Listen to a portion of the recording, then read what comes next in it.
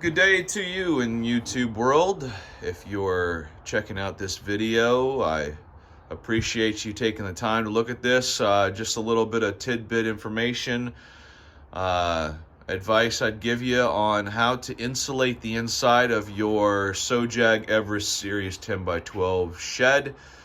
Help regulate the temperatures inside and hopefully keep the moisture out. Excuse me, got a little rockwool in the throat this morning. As you may have already guessed, there's really not a whole lot of trusses for you to fit the insulation in between.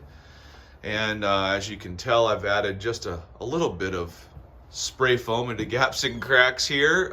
Some of that has to be trimmed back, but you take your 2x4s and you rip them down the middle, creating two strips approximately an 1.75 inches wide. And then you'll take this super strong adhesive by LePage, and you basically just glue those boards to the back of your walls, let them cure for 24 hours, and then you come back with your rock wool. As you can see, here's a piece of rock wool, and you just shove it in between these two pieces of furring strip, 16 inches on center, and it stays right in place nice and neat. Then you can cover that up with a wood panel of your choice. Highly recommend that process. It's painless, it's relatively easy, and at the end of the day, you're regulating your temperature inside as well as hopefully keeping some of the moisture out. I recommend the rock wool for two reasons. One, because it is fire retardant, and two, because it is moisture resistant. Less likely to have mold and mildew created on it, and it's a good product. R14 value, that's the thickness I chose.